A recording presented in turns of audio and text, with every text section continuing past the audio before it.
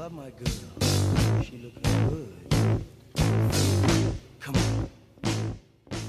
Welcome to the Geek Patrol podcast. I'm Cruz. I didn't have time to make a video while I was at the movie theater. I forgot my camera, but I just got out of Kingsman Secret Service.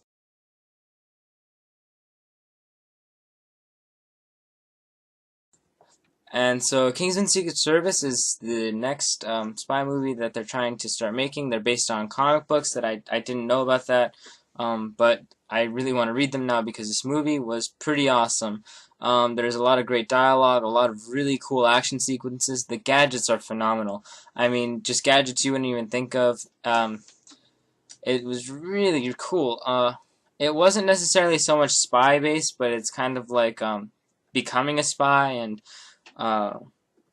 most of the movie is kind of like becoming a spy, and it has some spy aspects to it, but most of the movie is predominantly action, and it's really cool. Think like Agent Cody Banks, but rated R, and nothing like Agent Cody Banks. No, it was actually really awesome. It had the acting was phenomenal. You know, even from these fresh new actors, as far as fresh new actors go, it was phenomenal. Great first performances for a lot of them.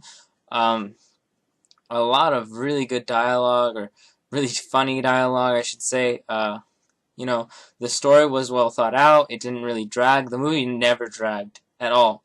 A lot of movies you find yourself like, oh, well, that part I could have done without. Kingsman Secret Service did a great job of keeping the pace the whole movie, and Samuel L. Jackson did a phenomenal job as the villain. He's not necessarily a lot of people are saying he's like a Bond villain, but he's not at all. He's very unique. He's very unique. I don't want to give away any sort of details of the movie that are too crucial to story or plot, so I'm just going to leave it at he's unique. The whole system and the whole entirety of the Kingsman is very neat, and it's really really creative the way they set it up. I guess it wouldn't be too far to say it's almost like the Illuminati, or like the Freemasons almost. It's really awesome how they set it up. It's not, I wouldn't say it's not anything like a James Bond movie, but it was the best review that I can think of it, that I couldn't put it in any better words, is that it's James Bond meets a Quentin Tarantino film. But that was from like the New York Times or some publisher, or Entertainment News or something like that.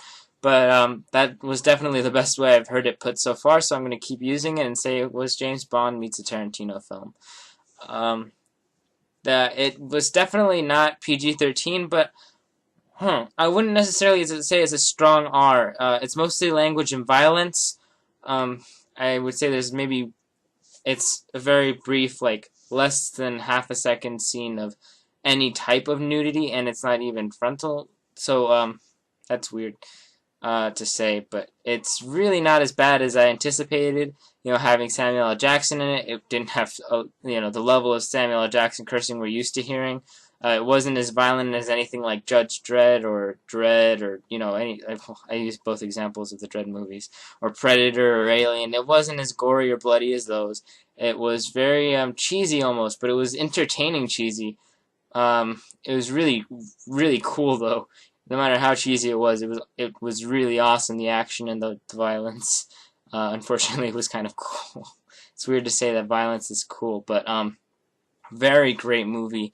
I would suggest watching it, and if I had 3 thumbs, I would put them up, because it was a really good movie. Thanks for watching. This was Geek Patrol, signing out.